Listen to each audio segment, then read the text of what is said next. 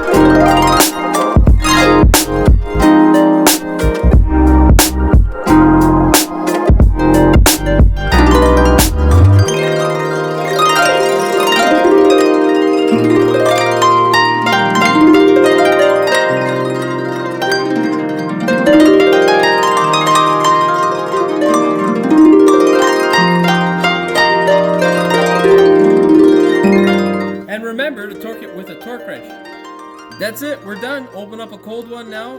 Don't forget, like, share, and subscribe to the channel if you haven't already. And remember to hit that bell icon so you never miss one of my new videos. We'll see you in the next one. And don't forget to hit that bell so you never miss. Fuck.